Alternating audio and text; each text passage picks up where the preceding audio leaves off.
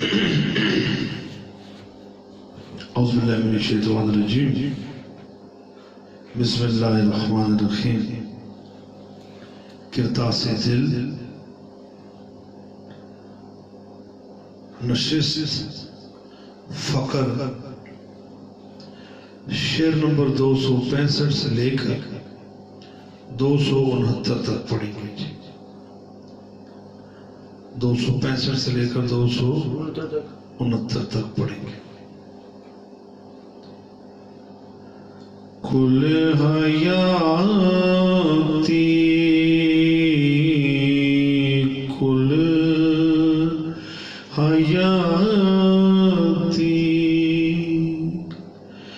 نمازی پڑھ جا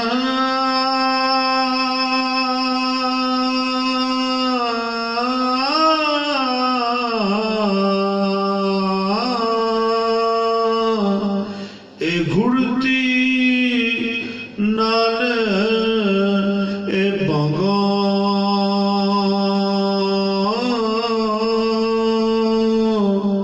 سمجھڑ والے ترت سمجھڑ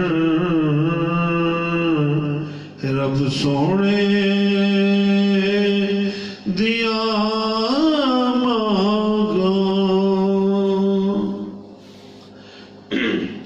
کل حیاتی ساری زندگی نمازی بن جا نمازی بن جا پوری زندگی کا نمازی بن جا. ایک گڑتی نالے بانگا ایک گڑتی نالے بانگا گڑتی گھٹی کو بولتے ہیں جو پیدائش کے وقت بچے کو ڈالی جاتی ہے. ٹھیک ہے جی. بانگ کہتے آزان سمجھن والے ترت سمجھن جو سمجھنے والے ہیں وہ فوراً ہی سمجھ جاتے ہیں. یہ رب سونے دیا مانگا یہ پیارے رب کی مانگ کہتے مانگنا خواہش کرنا چاہنا. پوری زندگی تو نمازی بن جا اور یہ نماز ایسی ہے کہ گھڑتی کے سال ہی تجھے دے دی گئی آزان کی شکل میں یہ نماز. اور جو سمجھنے والے ہیں وہ فوراً سمجھ جاتے ہیں کہ رب کی یہی مانگ ہے رب کی یہی خواہش ہے کہ بندہ میرے ساتھ ایسا ہو. جب انسان پیدا ہوتا ہے معاشرہ اسلامی کی بات ہو رہی ہے اسلامی معاشرے کی بات ہو رہی ہے. آپ اگر غور کریں آپ دیکھیں تو یہ بات آپ تک آئے گی کہ ہمارے مذہب اسلام میں جب بچہ پیدا ہوتا ہے تو سب سے پہلا کام اس کے کان میں آزان دینا ہوتا ہے. کیا جی توجہ ہے نا کان میں اس کی آزان پڑھنا یا آزان دینا ہوتا ہے. یہ دنیا پر آئے ہوئے انسان کو پہلی بار مخاطب کیا جاتا ہے جس کا بھی نام بھی نہیں رکھا گیا اسے مخاطب کیا جا رہا ہے. اللہ اکبر اللہ اکبر اللہ اکبر اللہ اکبر اشہد ان لا الہ الا اللہ اشہد ان لا الہ الا اللہ اشہد ان محمد رسول اللہ اشہد ان محمد رسول اللہ حی علی الصلاۃ حی علی الصلاۃ حی علی الفلاح حی علی الفلاح اللہ اکبر لا الہ الا اللہ. دائیں کان میں پھر بائیں کان میں اقامت پڑھی جاتی ہے. بات سمجھ لینا.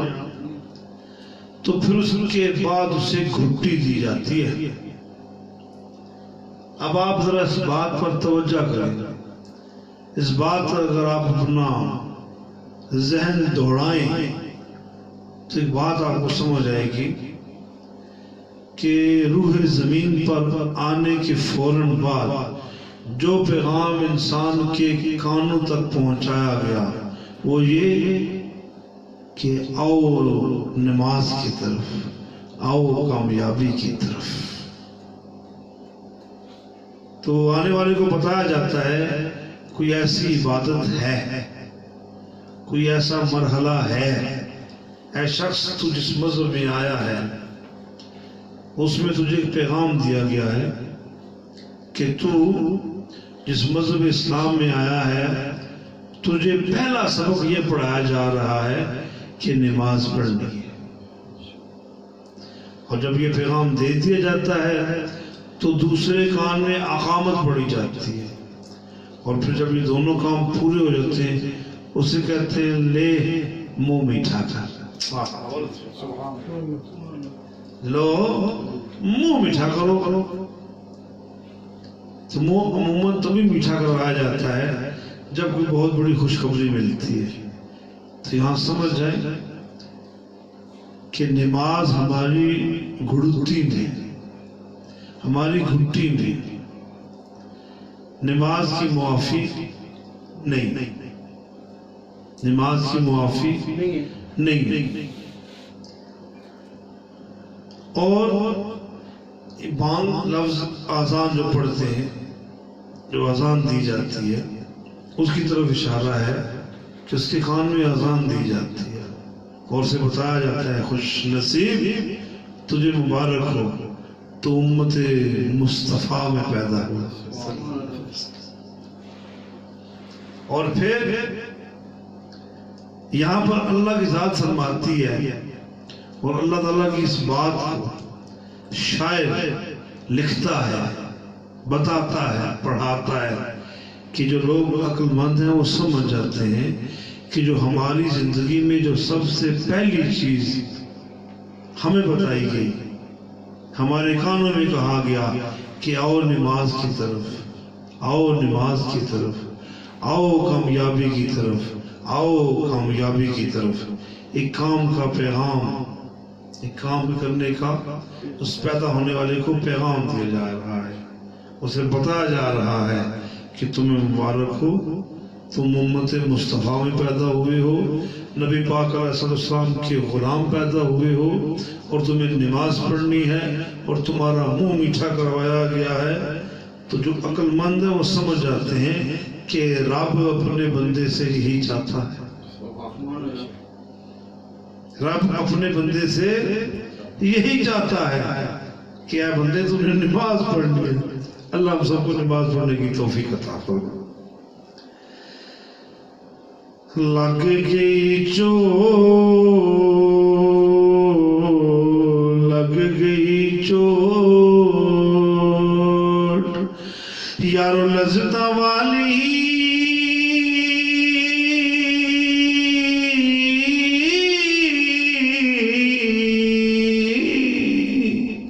لطفاں ہویا جیڑا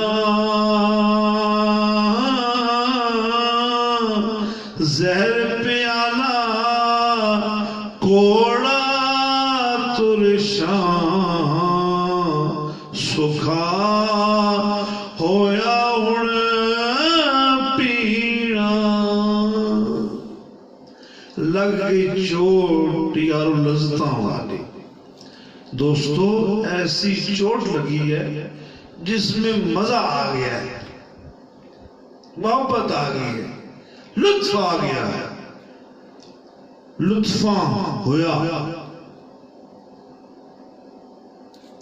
لطف آپ سمجھتے ہیں لطف کسے کہتے ہیں؟ امیوزمنٹ، ٹینگنیٹک، لطفاں ہویا جینا، جینا زندہ رہنا، زہر پیالہ کوڑا ترشاں، جو زہر کا پیالہ ہے وہ کڑوا بھی ہے اور ترش بھی ہوتا ہے، سوکھا ہویا، سوکھا ہو گیا، ہن پینا، اب پینا آسان ہو گیا۔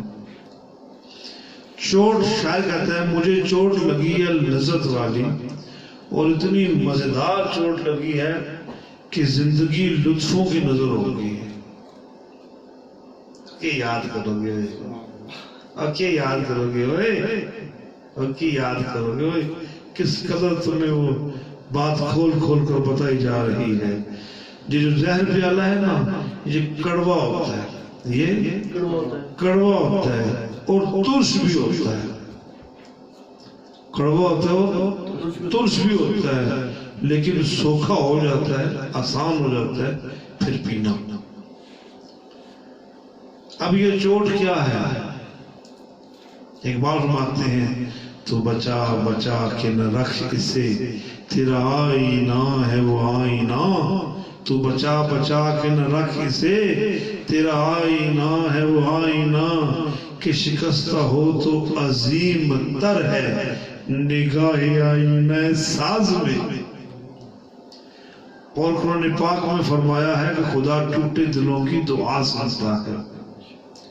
اب شاید نے اس طرف آپ کا اشارہ کیا، آپ کو اشارہ کیا کہ جب محبت کی چوٹ لگ جائے نا تو لطف ہی لطف ہے۔ وہ چوٹ کیا ہے کہ جب اپنے مالک سے، اپنے خالق سے جب تمہارا رابطہ بن جائے، اس سے تعلق بن جائے، اس سے دوستی بن جائے، اس سے زندگی کا تانا بانا جڑ جائے، تو پھر آپ کو بڑا لطف آتا ہے۔ آپ کو نماز بھی مزہ دیتی ہے، آپ کو نماز بھی مزہ دیتی ہے، روزہ بھی ثواب دیتا ہے، شب بیداری بھی سکون دیتی ہے، تہجد کی نماز بھی لطف دیتی ہے، فجر کی نماز بھی مزہ کرتی ہے، اور مزہ آتا ہے عبادت کرنے میں۔ تو لوگوں کے سامنے پتہ نہیں سنو کی ہو گیا، یہ چوٹ ہے، یہ چوٹ ہے وہ لطفوں والی، یہ وہ درد نصیب ہو گیا ہے، یہ وہ محبت نصیب ہو گئی ہے جس کی محبت میں اللہ والوں نے جستجو کی۔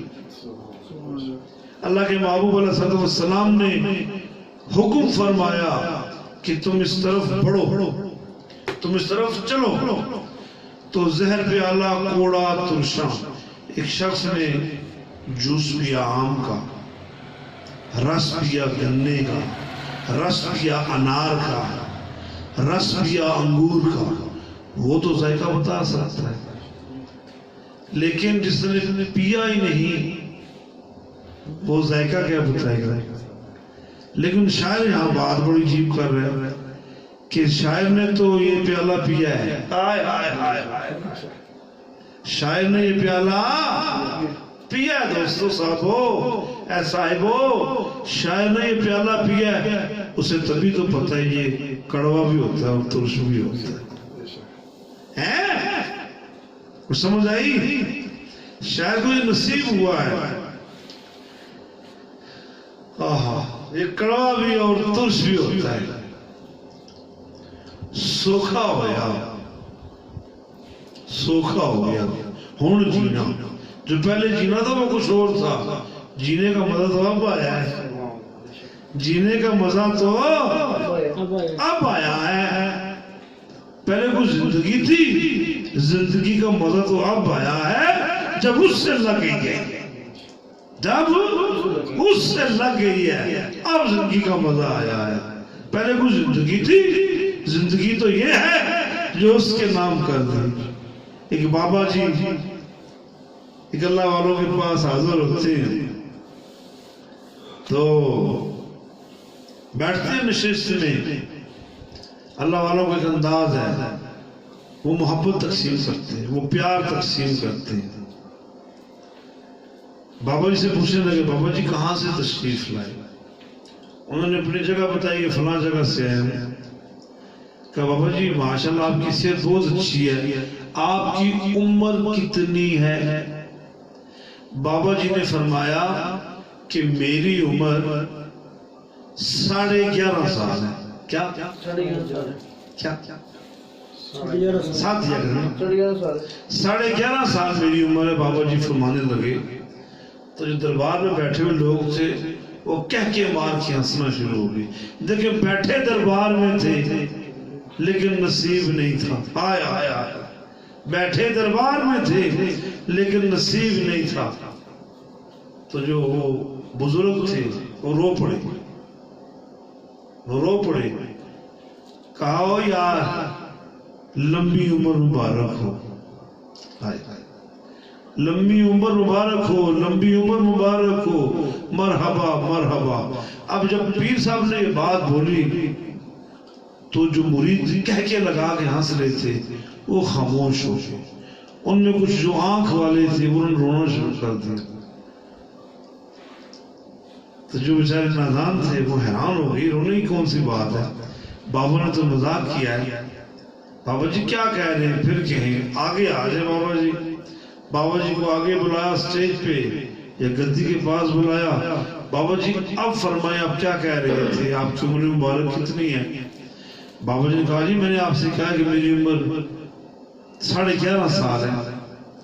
तो हजूम के अंदर से एक शख्स खड़ा होता है, कहते जी ये तो मेरे हम उम्र है, ये तो मेरे हम उम्र है, हम दोनों की उम्र तो एक जैसी है। बाबा जी आपकी उम्र कितनी है। बाबा जी कहने लगे मेरी उम्र 73 साल है। तो कहा अगर आपकी उम्र 73 साल है तो फिर इनकी 11.5 साल के। तो बाबा रो पड़े। बाबा कहते हैं जब से खुदा का होना,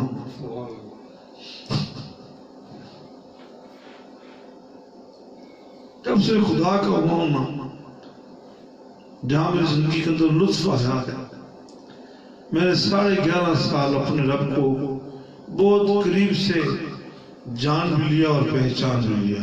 जिंदगी तो मेरी ये है, बाकी जिंदगी को मैं जिंदगी नहीं कहता।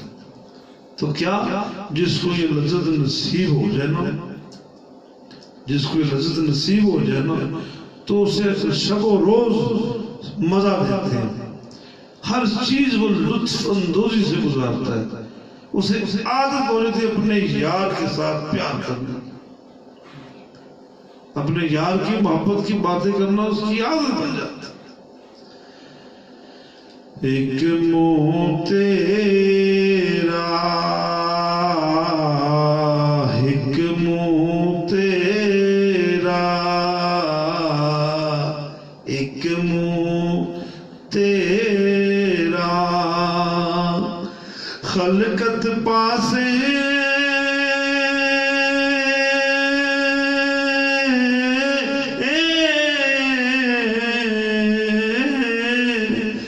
दूजा रब नू यार विखावे,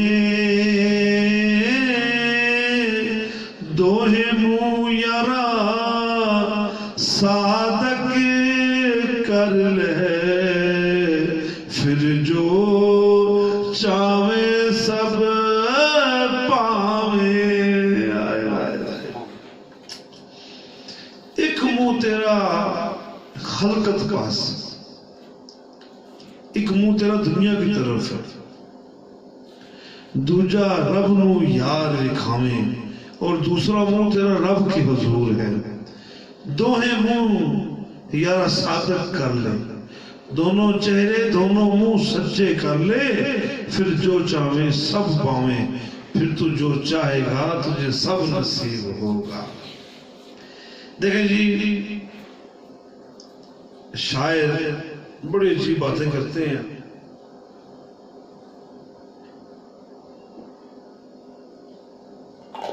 शायर कह रहा है कि पीछे सकलैन साहब ने भी खिताब फरमाया था गुज़श्ता जुम्मे को, माशाल्लाह बड़ा अच्छा खिताब था ज़ाहिर बातिन के मुतालिक। तो आपने भी ये फरमाया था कि बहुत सारे चेहरे इंसान अपने एक चेहरे के ऊपर सांचे पे सजा लेता है, चलिए तो गिनती के, लेकिन जब एक शख्स अपने घर में अपने बच्चों के सामने उसका चेहरा और है, दोस्तों में उसका चेहरा और है, मिसेज अहलिया बीवी जोरू के सामने चेहरा और है, बहन भाइयों के सामने चेहरा और है, सोसाइटी में उसका चेहरा और है। ये तो मुख्तलिफ काइंड होगी ना, मुख्तलिफ इकसाम होगी, लेकिन शायर कहता है चेहरे सिर्फ दो हैं, ایک چہرہ وہ جو دنیا والوں کے سامنے ہے. اب جو دنیا کی طرف جو آپ کا چہرہ ہے اس کے اندر مختلف کیٹیگریز ہیں. اس چہرے کے اندر وہ چہرہ ایک ہی ہے، لیکن جو آپ نے اپنا چہرہ دنیا کی طرف کیا ہے اس میں بڑی اقسام ہوں گی جو داتا علی حجویری بھی فرما گیا. لیکن جو دوسرا منہ ہے نا، جو چہرہ جو اللہ کی طرف ہے وہ ایک ہی چہرہ ہے. جسے تجھے تیرا خدا جانتا ہے، پہچانتا ہے، تجھے سمجھتا ہے تمہارا خدا کہ تمہارے دل میں کیا ہے، تمہارے دل سے کیا اٹھ رہا ہے، تمہارے دل میں کیا نظریات ہیں، تمہارے دل میں کیا چل رہا ہے. وہ چہرہ خدا کی طرف، اور وہ چہرہ صدق پر ہونا چاہیے، اخلاص پر ہونا چاہیے. بہت سارے نمازی ایسے، معاذ اللہ استغفر اللہ، جو نماز کے اندر بھی ایسی عجیب و غریب کیفیات سے نماز پڑھتے ہیں جن میں خدا جانتا ہی نہیں ہے، جن میں خدا کو پتہ ہی نہیں ہے، خدا کو معاذ اللہ جیسے پتہ ہی نہیں ہے کہ جو چہرہ لے کر نماز میں کھڑا ہے اس چہرے کی سچائی کیا ہے، اس چہرے کی حقیقت کیا ہے. تو شاعر کہتا ہے بندے دو ہی چہرے ہیں، دو چہرے دو ہیں. ایک وہ جو مخلوق کی طرف ہے اس میں مختلف کیفیات بنتی رہتی ہیں جو ثقلین صاحب نے خطاب کیا تھا، لیکن جو چہرہ خدا کی طرف ہے وہ ایک ہی ہے، اس میں تبدیلی نہیں ہے.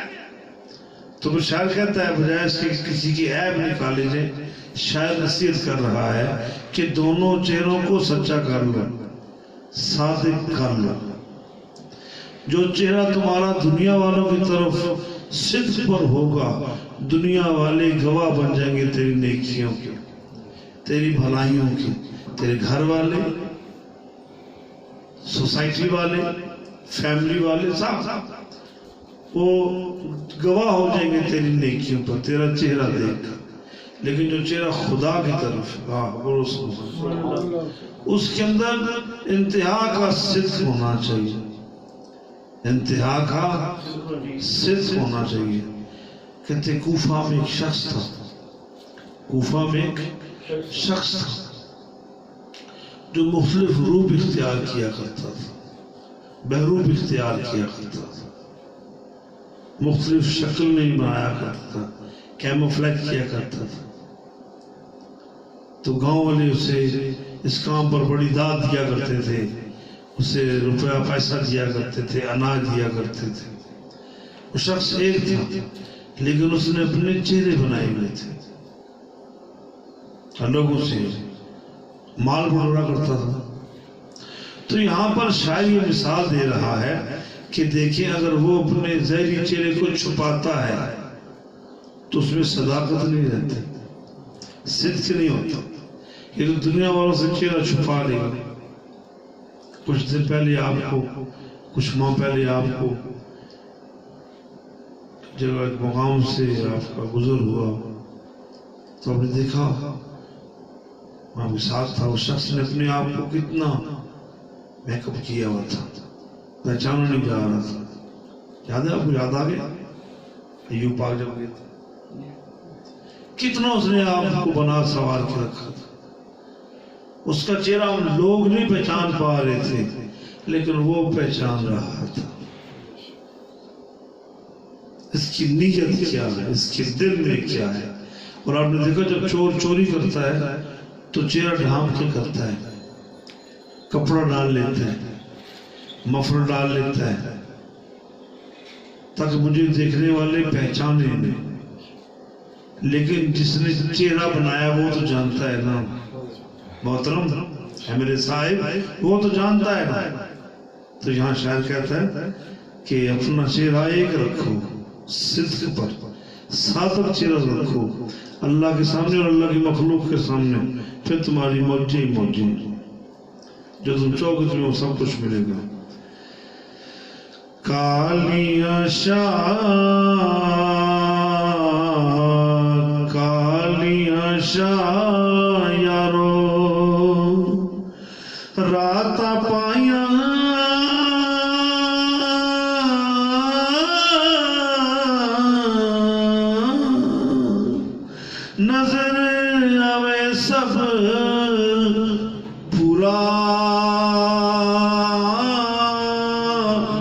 دن اجالے فقر مکر جو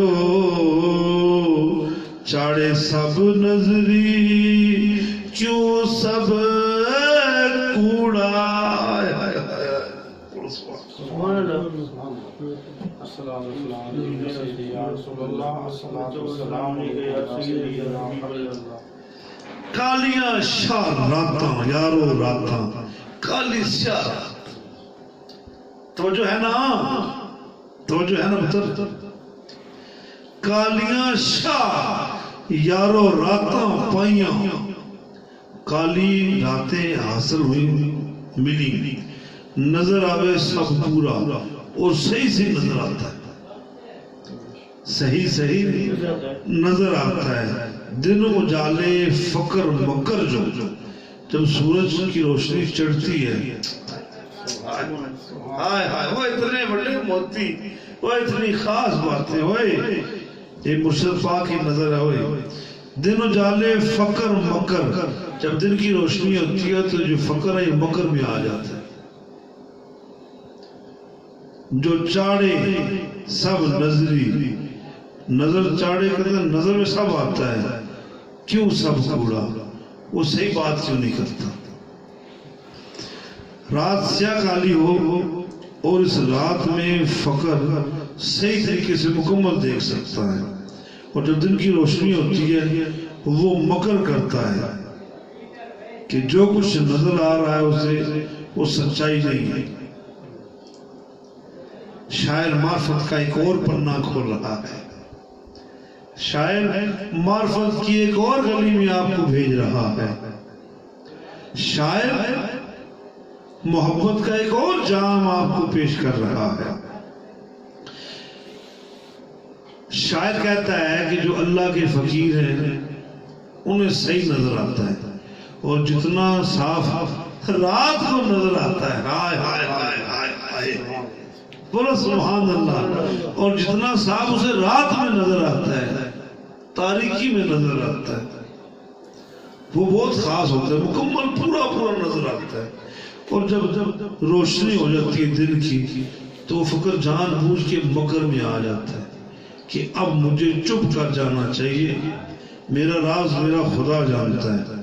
وہ سارا دن پاگلوں کی طرح کبھی مٹی میں بیٹھتا ہے کبھی درختوں کے پتے اکٹھے کرتا ہے تو کبھی ایسے ہاتھ رکھنا ایسے آنکھوں پر ایسے آنکھیں چندیا کر دیکھتا ہے جیسے دیکھنے والے سمجھے اسے تو نظر صحیح نہیں آتا. اور بابا جی کتنے جانا بابا جی کی ہو گیا بیٹا کون نہیں بات کروں صحیح نظر فقر نار مکر. کیونکہ جو فقر حقیقت پر مبنی ہوتا ہے وہ سمجھتا ہے کہ میری سلامتی چھپ کر رہنے میں وہ مکر میں آ جاتا ہے. اور یہ کیسے ہو سکتا ہے اس کو پورا نظر نہیں آتا. وہ تو کوڑ بولتا ہے وہ تو دنیا والوں کی ان خسرتوں کو دیکھ کر جھوٹ بولتا ہے. بیٹا میں نے پہچانا نہیں آپ کون ہیں. اب رات میں دیکھ سکتے ہیں سارا کچھ اس کی رحمت بھی دیکھ سکتے ہیں تو دن کی روشنی میں وہ جان بوجھ کے چلے مطلب چلا تے کلا. ایک نشہ ہوتا ہے بندے کو کہ جو میں دنیا والوں سے چھپ کے رہ جائے. کوئی کس کام میں پڑ جاتا ہے کوئی کس کام میں کوئی کس کام میں وہ اپنے آپ کو چھپا لیتا ہے اور ظاہر یہ کرتا ہے اسے تو نظر ہی صحیح نہیں آتا. اگر اسے دن کی روشنی میں صحیح نظر نہیں آتا تو رات کی کالی چادر میں وہ رحمت کیسے دیکھ لیتا ہے وہ تقدیروں کے فیصلے کیسے پڑھ لیتا ہے. نہیں وہ سب جانتا ہے وہ چلا نہیں ہے چلا بڑھیا ہے وہ بیوقوف پاگل نہیں ہے. وہ صرف دنیا داروں کی مکاریوں کو دیکھ کر دنیا داروں کی مکاریوں کو دیکھ کر چھپ گیا ہے اور ان کے سامنے کبھی چپ کا چلا کاٹتا ہے کبھی نظر کی کمزوری کا شکوہ کرتا ہے کبھی تھکن کا ذکر کرتا ہے. 2 قدم تو چل نہیں سکتا ہے تینوں ٹنگا دے وچ درد پہ جانا تو راتی تو پورا پھرنے ہوا رات پوری معرفت کے جام پیتا ہے، ہر ولی کی بارگاہ میں جاتا ہے، ہر مجذوب کے قدموں میں جاتا ہے. تجھے چلنا نہیں جاتا؟ چلتا ہے، لیکن وہ اندر کی دنیا میں چلتا ہے، وہ اندر کی دنیا میں چلتا ہے. نظر سب آتا ہے اسے، صرف اسے پتہ ہے کہ میرے دشمن کی دنیا دار ہے، یہ مجھے منزل مقصود پر نہیں پہنچنے دیں گے، تو وہ بیچارہ چھپ جاتا ہے. نہیں چلا نہیں ہے، وہ کلا ہے، کلا کلا. اسے پتہ ہے کہ میں جتنا دنیا میں گھسوں گا. یہ اللہ والے کیوں تنہائی کا انتخاب کرتے ہیں؟ یہ کیوں خلوت خانوں کا انتخاب کرتے ہیں؟ یہ اپنے گھروں میں چلے کیوں بناتے ہیں؟ یہ حساس کیوں کھینچتے ہیں؟ چادریں کیوں لگا کر اپنے آپ کو مقید کرتے ہیں، اپنے آپ کو مکفل کرتے ہیں؟ پہاڑوں میں جا کر پہاڑوں کے دامن میں کیوں چھپ کے بیٹھتے ہیں؟ یہ خلوت پسندی، یہ خلوت نہیں، حقیقت میں جلوت ہے. دیکھنے میں خلوت ہے لیکن حقیقت میں وہ جلوت ہی جلوت ہے، وہ جلوہ ہے یار. تو شاعر کہتا ہے کہ وہ آئے میں بیوقوف نہیں، بیوقوف ہوتے نہیں ہیں صرف دنیا داروں سے چھپنے کے لیے کہ یار یہ ہمیں دیکھ لیں، یہ میں دیکھ نہ لیں. کیوں؟ قرآن پاک کا فیصلہ ہے نا. اس کا مفہوم ہے کہ یہ جو اللہ کے ولی ہیں نا، یہ اللہ کی دلہنیں ہیں، اللہ کی دلہنیں ہیں، اللہ کی دلہن ہوتے ہیں یہ اللہ والے. اور عورت کتنا پردہ کرتی ہے، لیکن جب اپنے میاں کے روبرو بیٹھتی ہے، اپنے میاں کے روبرو بیٹھتی ہے، اپنے خصم کے روبرو بیٹھتی ہے، تو سارے پردے بالائے طاق رکھ دیتی ہے اور دنیا والوں سے پردہ کرتی ہے، دنیا والوں سے پردہ کرتی ہے. تو یہی ولی کی شان ہے بھائی میرے صاحب، یہی ولی کی شان ہے کہ وہ اپنے یار کے سامنے تو بالکل پیش ہوتا ہے. کیا میرے مالک، میرا پردہ دنیا سے، تجھ سے کیا پردہ، تو ہے ہی میرا اپنا اور میں ہوں ہی تیری. تو وہ اپنے مالک کے سامنے اپنے آپ کو پیش کر دیتا ہے. کبھی سجدے میں روتا ہے، کبھی دعاؤں میں روتا ہے، کبھی زمین پر لوٹ پوٹ ہو کے روتا ہے کہ اسے اپنے مالک کی، اپنے خصم کی رضا مل جائے اور اس سے مالک راضی ہو جائے اور اس پر نظر کرم فرما دے اور اس کا بیڑا پار ہو جائے. تو شاعر نے بڑی معاشرتی سی مثال دی ہے سمجھنے کے لیے. آج کی کلاس کا آخری شعر درود پر پڑھیں. الصلاۃ والسلام علیکہ یا سیدی یا رسول اللہ، الصلاۃ والسلام علیکہ یا سیدی یا حبیب اللہ.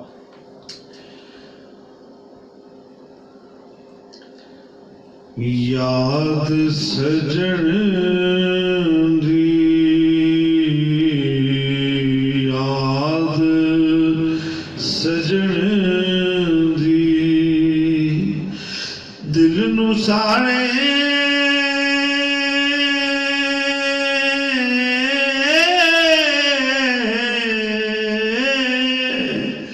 کٹ کلیجا سب کھاوے، دن گزارا ویچ اڈیکاں، دن گزارا ویچ اڈیک ماہی دے سجیاں اکھیاں نیند نہ آوے. یاد سجن دی دل نو ساڑے، یاد کی میرے محبوب کی جو یاد ہے وہ میرے دل کو جلا کے رکھ دیتی. کٹ کلیجا سب کھاوے، کٹ کلیجا کھاوے نہیں سب کھاوے. ہاں پھر پڑھتا ہوں میں، تھوڑا سا ترنم تھوڑا ڈسٹرب ہو گیا تھا. یاد سجن دی دل نو ساہنے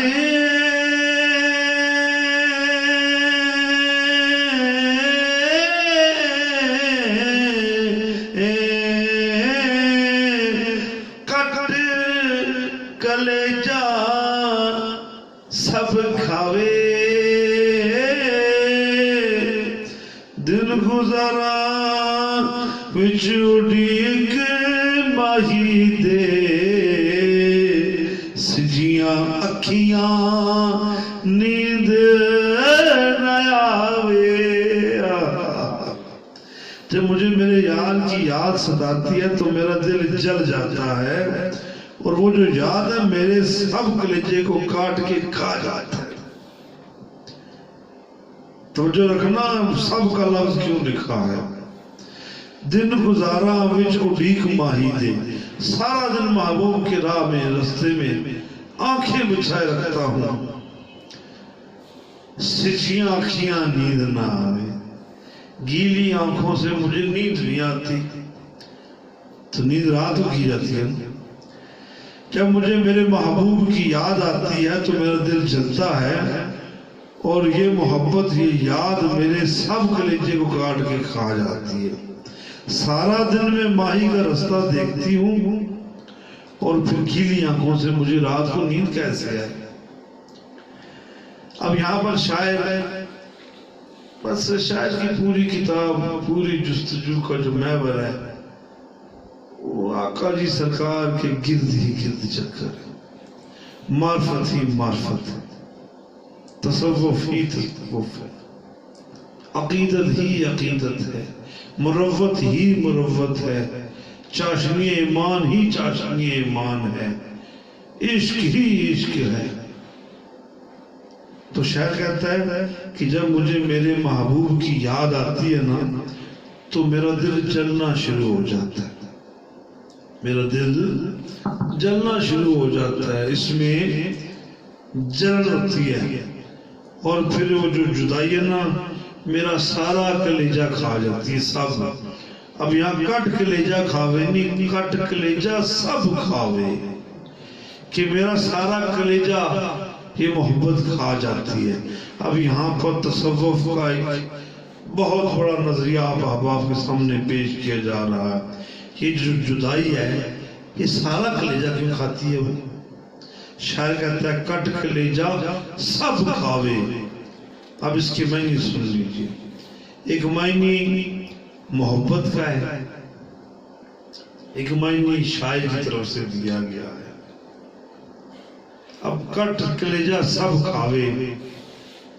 اب جب محبت اس جدائی میں محبوب کی الفت میں تڑپتے پھڑکتے دل کو جب دیکھتی ہے کلیجے کو دیکھتی ہے تو پورے کا پورا کلیجہ نگل جاتی ہے پورے کا پورا کلیجہ نگل جاتی ہے کہ اگر کلیجہ کچھ کھا کے کلیجے کا کچھ حصہ اگر چھوڑ دیا تو کیونکہ وہ کلیجے کا حصہ ہے تو کلیجے کی جو کیفیت ہے جو دل کی جو کیفیت ہے وہ پورے دل میں ایک جیسی ہے نا تو کچھ کھا کے جو کچھ چھوڑے گی محبت تو محبت کو یہ مروت کے اندر بے وفائی لگتی ہے کیونکہ سارا دل ہی تو محبت میں پیوست ہے سارا ہی کھا جاتی ہے ایک تو بات یہ ہوگی اور پھر شاعر کہتا ہے کہ میرا سارا سب کلیجہ کھا جاتی ہے اس دل میں محبت ہے یہ سارا کلیجہ کھا جاتی ہے اور سارا دل میں محبوب کا رستہ دیکھتا ہوں تصور میں آپ کی ہر چیز پہ نظر جمائے رکھتا ہوں نہ جانے کون سی شے میں آپ کا دیدار ہو جائے کبھی رستوں کی طرف دیکھتا ہوں کبھی گلیوں کی طرف دیکھتا ہوں کبھی مرغزاروں کی طرف دیکھتا ہوں کبھی چراگاہ کی طرف دیکھتا ہوں شاید میرا سونا یہاں سے آ جائے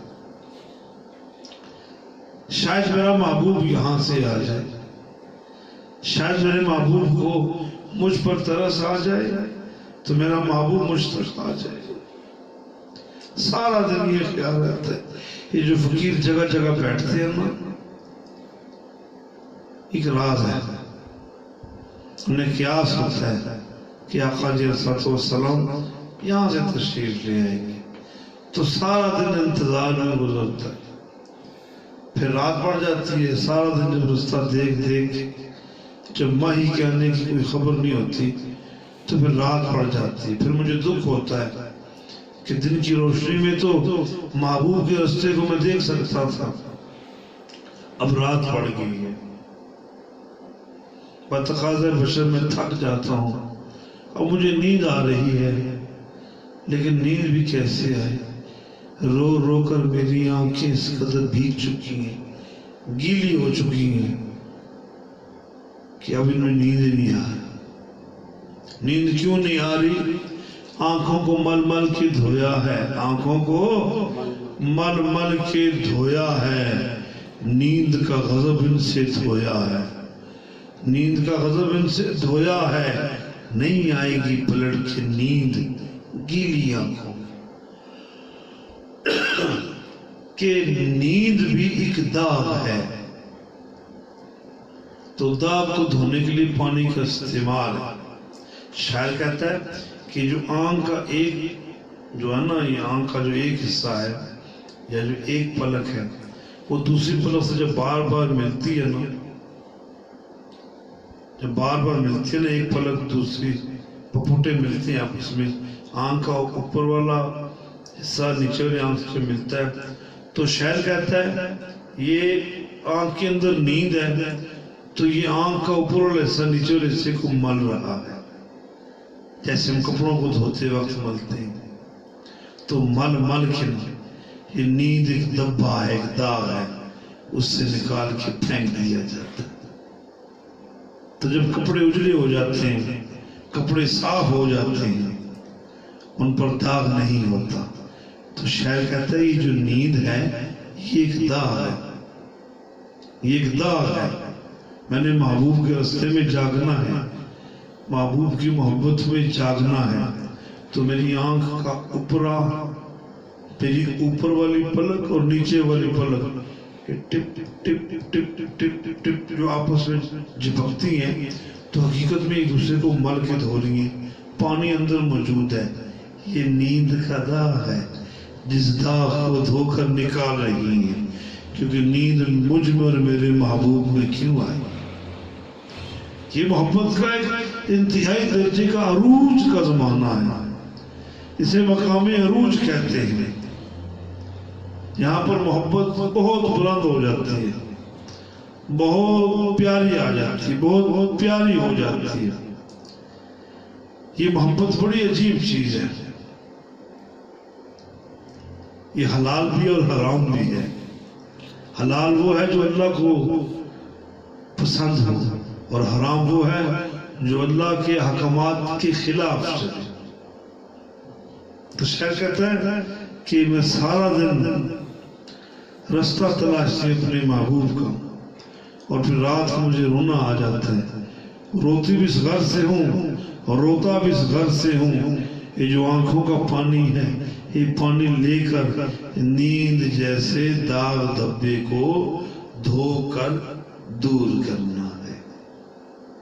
یہ تھا آج کا ہمارا درس، امید کرتا ہوں ہمیشہ کی طرح اپنے توجہ سے سماعت فرمایا ہے، توجہ سے بیٹھا کر اللہ تعالی ہم پر کرم فرمائے، ہم جس چیز کی جستجو کر رہے ہیں، جس چیز کی جستجو کر رہے ہیں، اللہ وہ ہمیں عطا فرمائے، بولے آمین ثم آمین۔ توجہ سے پڑھا کریں، سنا کریں اور قدر کیا کریں۔ یہ معرفت کی باتیں آپ کی خدمت میں پیش کی جا رہی ہیں، اور میں یہاں حرف دے رہا ہوں آپ کے سامنے کہ میاں صاحب کی بڑی نظر، رحمت اللہ تعالیٰ کی بڑی نظر ہے دربار عالیہ زمزم شریف میں۔ سائن جی راز کھل جائے گا، لیکن ابھی نہیں، ابھی وقت نہیں ہے، ابھی وقت نہیں ہے۔ اب سگے میاں آپ کے سامنے بات کر رہا ہے، میں میاں جی کا سگ ہوں، اور آپ کی بات کو، آپ کی سوچ کو ہے میرے مرشد پاک میں اگلی نسلوں تک منتقل کر رہا ہوں۔ کل زمانہ دیکھے گا اساں کم کیتا ہے، ایویں گدیاں نہیں پکڑی رکھیا، گدی کے لیے اتنا کچھ نہیں کیا. کل زمانہ یاد کرے گا کہ ہم بامراد زندگی جئیں گے. اور یہ جو آپ کے سامنے یہ عشق پارے پیش کیے جاتے ہیں، بڑی محنت ہے اس کے پیچھے. کل زمانہ یاد کرے گا تو یاد رکھیں، یہ بات یاد رکھیں. میں کسی کے خلاف بات نہیں کر رہا، ایک سوچ آپ تک دے رہا، ایک سوچ آپ کے لیے بالعموم.